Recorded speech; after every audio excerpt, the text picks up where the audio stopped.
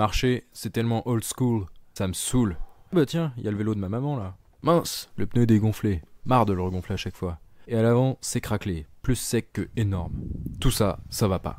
Je vire le porte-bagages, mon bagage émotionnel me suffit. Puis, je retourne le globe terrestre entier pour pouvoir travailler plus facilement sur le vélo. Oui, bon, ça va. Les outils, clé plate pour débloquer 2 écrous, les freins V-Brakes, super pratique. S'ils ont assez de jeu, on peut très facilement enlever le câble pour qu'il s'écarte. Et hop, j'enlève la roue. Ma roue, rends-moi ma roue. Hop, hop, hop, hop, hop, reste là, toi. À l'arrière, je commence par les freins parce que c'est le plus facile. En effet, la roue arrière a de très gros écrous et de gros axes. Ça complique le démontage. Obligé de virer le dérailleur tellement c'est galère. Et il y a un fil électrique qui rentre dans un boîtier en bois. Pas envie de démonter ça. Quel idiot. Quand j'ai installé ce moteur, j'aurais dû mettre un connecteur étanche. J'aurais pu débrancher ma roue ou au moins laisser plus de mou sur le câble. Ça va juste être 1, 2, 3 fois plus chiant. Je fais sur place. Déjante le pneu. Sors la chambre à air. Sur la roue avant, idem. Juste l'écrou de valve à dévisser. Et sans outil, juste en prenant fermement le pneu avec les mains, ça se démonte super easy. Et voici les pneus. Leur dimension est exprimée en 2 chiffres, le diamètre de la jante et le diamètre du boudin. Je vais tout remplacer. Mais si jamais on réutilise les pneus, il faut bien s'assurer de contrôler l'intérieur pour enlever tout élément susceptible de percer la chambre à air, ainsi que la jante et le fond de jante. Voilà, c'est validé. Lourd bail.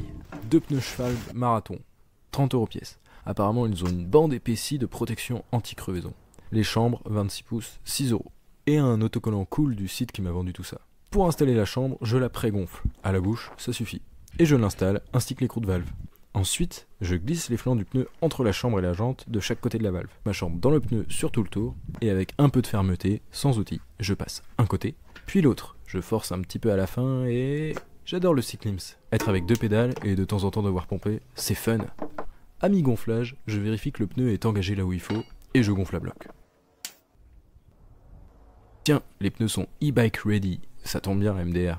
Mais l'info que je cherchais, c'est le sens de rotation. Voilà, ça tourne comme as. Au passage, si vous avez une roue de vélo entre les mains, faites ça. Vous sentirez l'effet gyroscopique. Hop, j'installe. Bloque un côté, puis l'autre. Ça tourne rond, je suis content. Quoique la ligne blanche bouge un peu par rapport à la jante. Bon, on va pas y passer la journée non plus. Je raccroche le câble de frein, et mince, les patins freinent drastiquement la jante. Ils sont montés sur des rotules articulées. Je peux les régler. J'ajuste, là ils sont en très léger contact, ça me va. Plus qu'à faire pareil à l'arrière, en faisant bien attention au sens de rotation du pneu, car la présence du pignon fait qu'on ne pourra pas retourner la roue. Pour remettre le dérailleur, on fait passer la chaîne de chaque côté du pignon, et là aussi, après serrage des écrous, ça tourne rond. Je raccroche le frein, ça tourne toujours. Pépite ça. Allez, c'est parti. Salut toi. Je me casse, là j'en ai plein les burnes. Et bah voilà, après une petite balade en vélo, ça va tout de suite mieux.